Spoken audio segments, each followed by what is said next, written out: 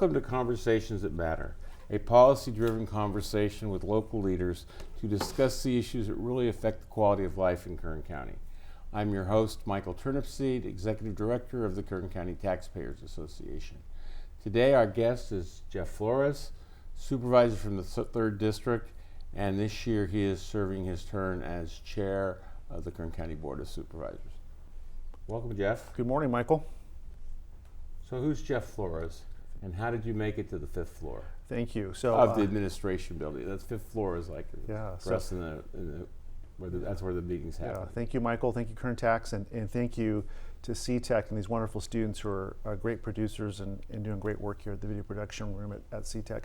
Well, Jeff Flores is first and foremost a Christian, an American, a proud person from Kern County, and my path to the Board of Supervisors kind of took a circuitous route. It's not something that one, at least in my case, strived for and thought about every day. I just so happened to have these junctures in my life where I've worked in the state Senate. I worked for San Diego County Board of Supervisors. I worked in federal office. I've worked in the private sector at Rio Tinto Minerals in East Kern, U.S. Borax, one of the biggest mining sites in California that controls half of the world borate supplies.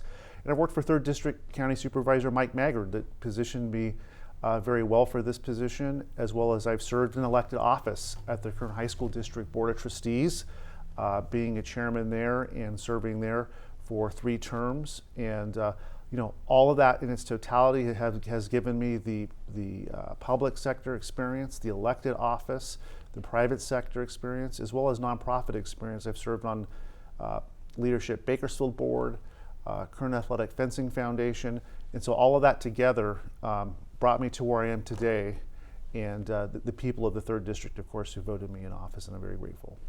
Well, just to plug, since we're being filmed here at the CTEC Pavilion, you were on the high school board from start during this whole planning and setting up and financing of this facility. Correct. So all the kids here, you need to be very grateful to Supervisor Flores, then Trustee Flores, for having the vision to say we need to invest in our workforce. We do, and we did. And it's one of the crowning achievements of my tenure at the district to have worked on this, and with you, Michael, and KernTax was instrumental in passing that Measure K bond that brought CTEC facility, all the pathways here. This is I think a world-class asset in terms of vocational education in the Central Valley and the state. There's nothing like it, and I'm very proud of that. And we need to build upon that, because that's investing in Kern County, investing our future. I hear there's a 1,500 student waiting list to get in, so we need to talk to them about building another one, I think. There might be 2.0. 2.0. You worked for Mike Maggard, what, almost 10 years? 12 years. 12 years. 12 years. Started with him in 2010. How did that prepare you to succeed him? In a number of different ways.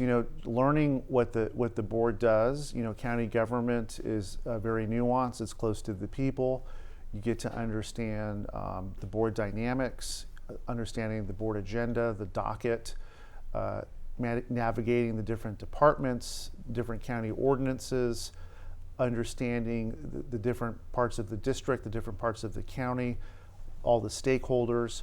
And so it really prepared me well. The legislative battles that we go through under his tenure. There were numerous, and not just the battles, but also the achievements and the work that we did under Mike Maggard.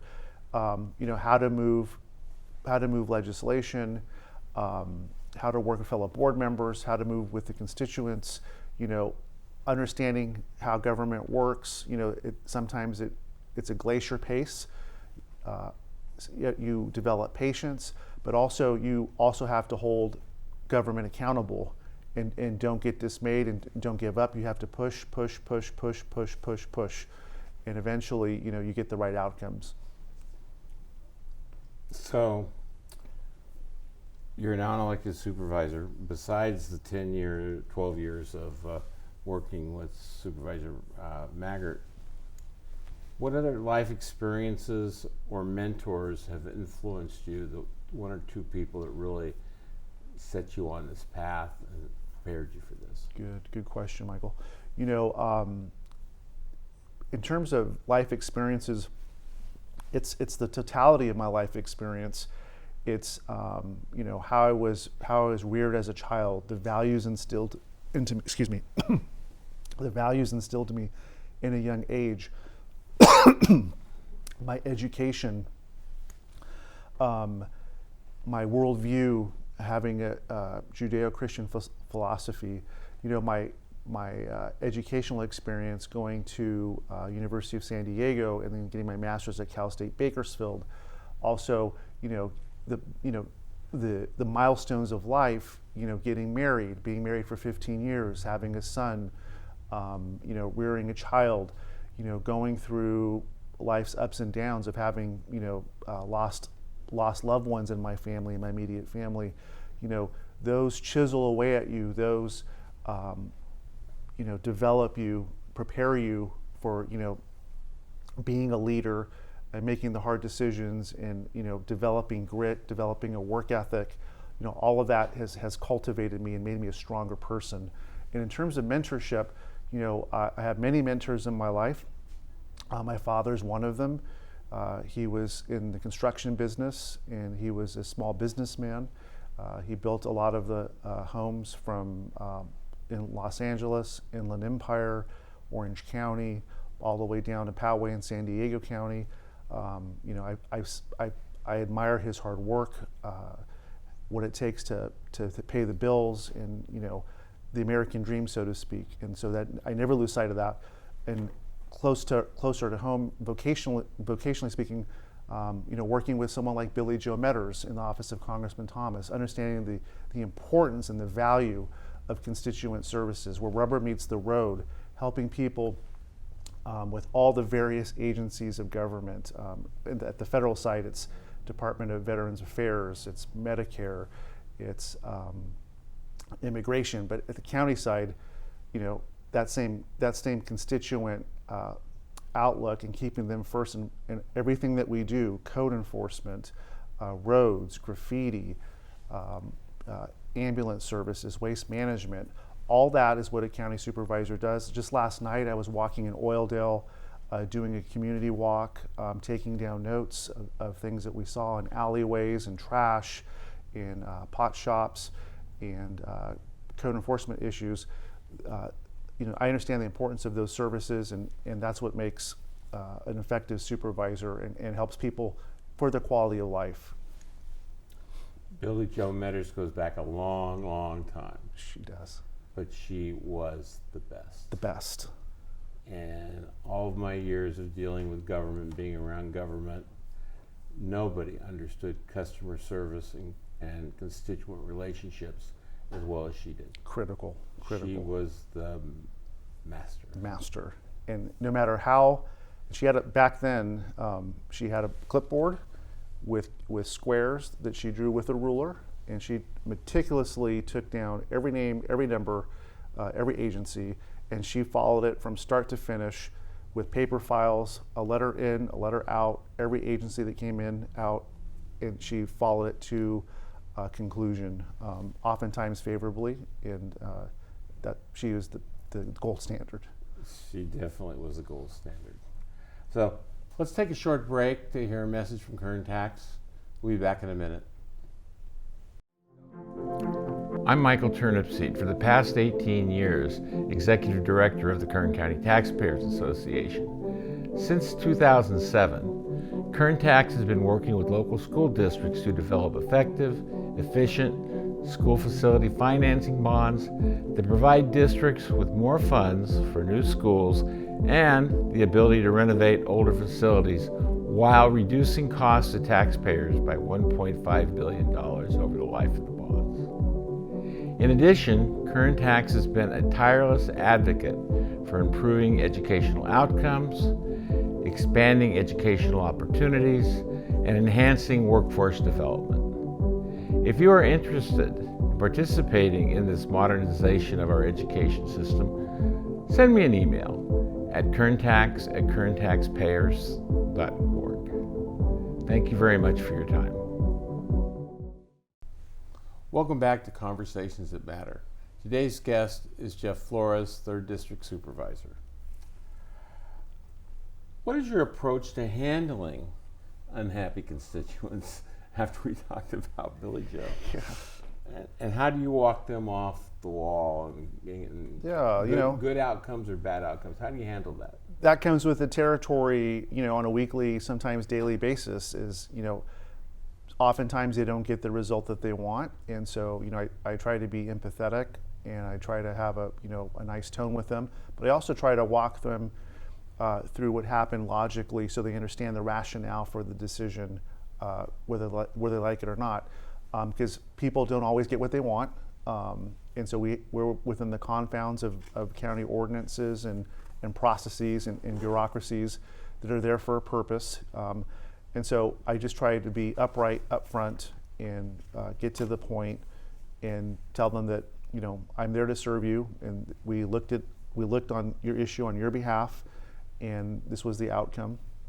It happens across every department, in planning, in permitting. It just depends on the nature of the case. But I try to be respectful and understand where they're coming from.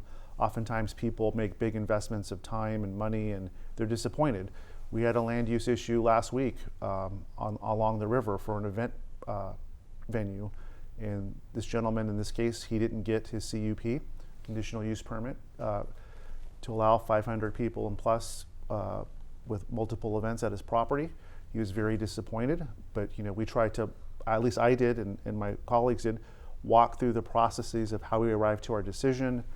It was about access, it was about safety, it was about traffic, and it was ultimately about the land use ordinance and the zoning and proper zoning. And proper zoning is just absolutely critical to how we conduct business and have a quality of life in Kern County.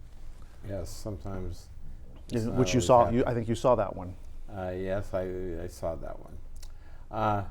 County faces a lot of challenges. Let's talk about the external ones. What are the biggest external challenges the county is facing today? Big ones, Mike. I think the biggest one for me is Sacramento overreach. It's unfunded mandates. It's policies that we have to comply with from the state. We're not very distinct. People think that county government might be distinct from state government. In some ways it is, but ultimately, when you really look at the functions of counties, we're an extension of the state. We're a little bit separate than municipal jurisdictions like the city. So at the end of the day, we have to follow what comes down from Sacramento. And oftentimes what comes down from Sacramento, as you know, is not good. Particularly when you look at policies like decriminalization of crime, the flood of homelessness, when you look at the attack on our oil industry. We're fighting for our economic survival, so to speak. When you look at bills like SB 1383, mandating organic waste collection and how that gets to the landfills to cut down on climate change and global warming, those have impacts on our constituents, big impacts financially. People are going to be paying a lot more on their property taxes, but ultimately, we're a pass-through. And so those are things that are really hamstringing Kern County. We've got to do our best to navigate those, irrespective of what Sacramento does, and that we're going to chart our own course when it comes to our economy, and fight for oil, fight for our energy sector, and do it our way, but within the confines of Sacramento. It's a tough fence to tiptoe around, but we're doing it. So, inside the house, what are the internal challenges that the county faces every day? Good, there are a lot. Oftentimes I hear, Mike, responsiveness from our county departments. Simple things like not returning phone calls, not returning emails, bad attitude, not getting back with our, I'm going to say, constituents and customers.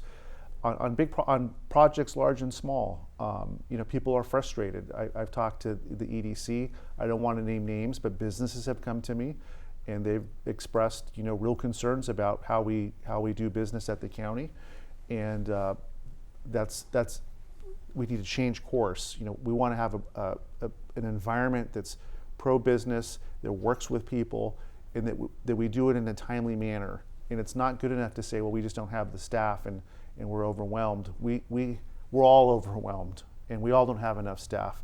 You're never going to have enough revenue and money, but we have to do a better job of serving the people, of serving businesses, of getting back to them, being respectful. I, as a county supervisor, I don't mind interceding and being an advocate because that's my job, but I shouldn't have to. This should be happening naturally. People shouldn't have to call me to intervene. Those on the front lines at Plan Check, and I don't want to throw them under the bus because they also do good work. But everyone needs to do a better job with less because this is the new reality. Customer service is a problem. Not just the county. Yeah. It's everywhere. Everywhere. It's just something we're going through right now. And even sometimes I have to make multiple calls and gin it up because sometimes they don't return my call.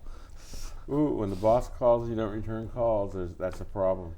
So with all the challenges we face, what are the 2 or 3 big opportunities down the road that could really help us rebuild our economy and do things? What are those game changers that we're trying to look at right now? So I think a real game changer now and on the horizon is carbon capture sequestration. We're very blessed with a couple things. First, with the natural geographic formations here in Western Kern. We have the assets, we have the technical know-how, we have the businesses and the companies that can make this work, and we can really be at the forefront. There's an article in The Economist that says in order to achieve the worldwide climate goals, we need 150 sites. There's only 6 that are ready to go. We're among the top 4 to 6, and we're ready to go. And this is not fictional science, this is real. There's a number of projects that are in the queue with Kern County Planning. Matter of fact, our Director of Planning, Lorelei Oviatt, she's on the East Coast at a symposium talking about best practice, and they're looking at her, they're looking at Kern County to see how they can do it as well. We don't mind sharing our technology because it's real. Secondly, we've received grants from the Department of Energy for a business park in West Kern. We have private investment firms that are looking. Aero was just recently purchased by a German private equity. There are millions and actually billions and billions of dollars in economic opportunity here. The Nadelson Group did a study that we commissioned that said $80 million in revenues a year on the high end, 22,000 jobs, and that's just the beginning. And I think there's real promise here, both with direct air capture and with transporting. And I don't think it's the end of the oil industry. I think this can help give a lifeline to the oil industry because they can achieve carbon neutrality and still do traditional oil and fossil fuel. But also there's new sectors that the oil industry is investing, and one of them is carbon capture. Mm-hmm. So there's interesting times ahead. Yeah. Let's take another short break, and we'll be back in a few seconds, finish our conversation with Jeff. Hi, I'm Adam Cohen. I'm a Board of Director at KernTax. At KernTax, we believe in data-driven policy making. To do this, we engage community leaders and help support fact-based research on issues that matter to our community. Welcome back to Conversations That Matter with our guest today, Jeff Flores. We have a few more questions to finish up our conversation. Let's talk about Measure K. It passed last fall. It's a 1-cent sales tax. Is it a savior or is it a bridge? It is a bridge. It is not the savior because it will add $54 million. Those are the projections to our general fund. But that can be gone overnight with the click of a button on the board, i.e. there's a bill 1383, the mandated organics bill. If our board does not pass that, we will be subject to some big fines from the state, and that would erase Measure K like that. I don't know what's going to happen. We'll see what the board does in May. But also with the continued attack on oil, on our industries, that hurts our general fund. Our assessed valuations are coming down. That hurts our revenues. So this is keeping the county afloat, and it's a bridge, but that's why economic development is so important, and our board has to do everything that it can in the county to attract jobs and attract investment to buttress our economic well-being. Because all the services and departments and law enforcement and everything that we do emanate from that. So I think it's important to assure taxpayers that these additional dollars, there's a great need, whether it's to reopen part of Lerdo prison or other things. How do you intend to make sure that every penny has a purpose and will show benefit to the taxpayers will see benefit? Yeah, it's so important. With that great need and with that great ask and approval comes great responsibility.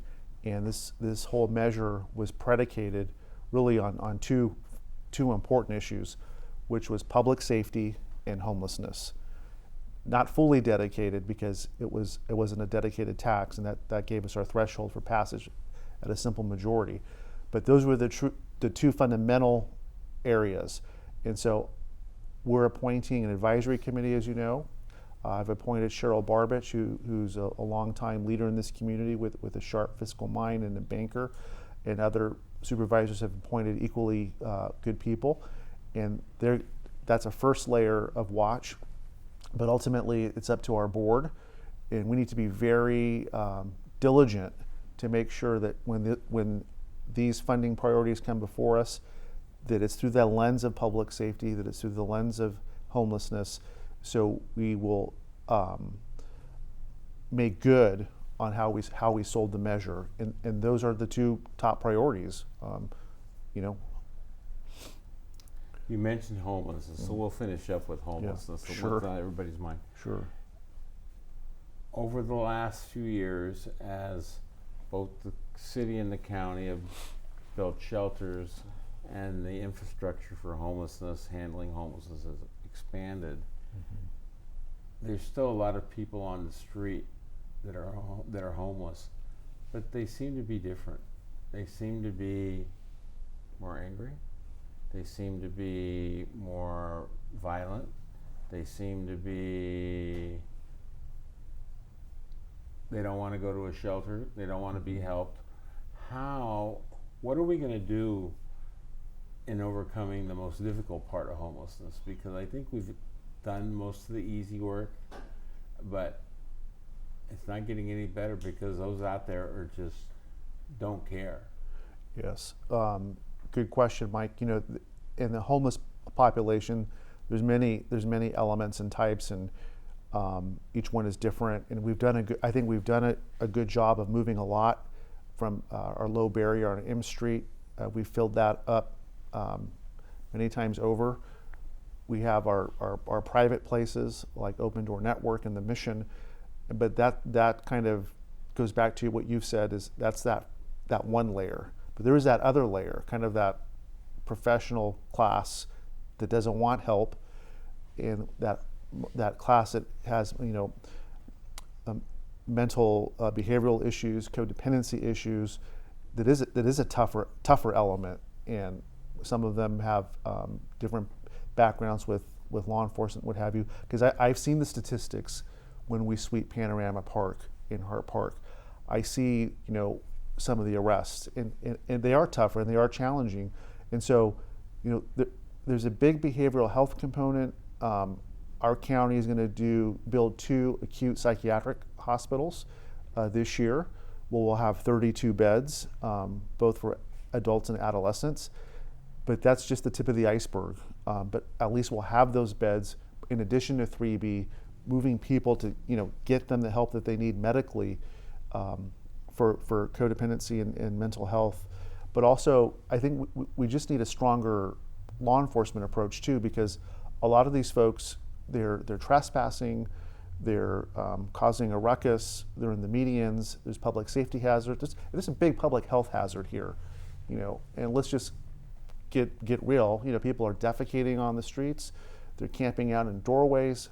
It's a mess. And so, if I'd like to see more arrests, irrespective of what the judges and the state laws are, let's lock them up for the extent that we can, because when we had that approach before, at least they had mandatory treatment while in jail. I'm not saying that homelessness is a crime, but when they commit crimes, at least before we would arrest them, they'd be in jail, they would get mandatory treatment, they would sober up, they would get help. And I think when we lost that, as well as the state hospitals, they're all out in the street. And look at San Francisco. Nordstrom's pulling out, Whole Foods is pulling out. In some ways it's pandemonium up there. We've got to take it back. We have to get tough. And I might be criticized for not being compassionate. I am compassionate. It's not compassionate to let them continue doing what they're doing, literally burning down blocks. Let me look at downtown Bakersfield. How many fires do we have? There's buildings that are burning. Yes, there are. Just one final thought to close us today. The county has not been able to fully open the new jail. I think there's 3 pods that are still unopened. I don't know the vacancy, but I know I know there are pods that aren't opened yet. There's definitely room. And they were designed to provide all the services jails must provide. I mean, there's room for health care, mental health care. That was all in the design when they crafted those jails. Maybe it's time that the city and the county and the homeless people, we can work on something to open one pod, because it is a self-secured thing, away from the inmates, for just the homeless and people that need help. Yeah, I think put that on your agenda for the next time you have a discussion with somebody. That's a great idea. And care court's coming online. Yes. I think judges will have more authority in terms of making people get treatment and placement. So as that moves forward, I'm optimistic and hope that will give us some relief locally. That's a good place to stop. Yeah. Thank you, Jeff, for joining us today at Conversations That Matter. Thank you, Michael. KernTax would also like to thank the video production class at the Kern High School District C-Tech Center, this instructor Lisa Kirch, and the wonderful students that produce, manage, edit our productions. Thank you very much. More importantly, we want to thank those viewers who took time to watch our videos, and hope you found them to be valuable. If you have any questions, don't hesitate to contact us either by email at KernTax@KernTaxpayers, or visiting our website, KernCountyTaxpayers.org. Once again, thank you for watching Conversations That Matter.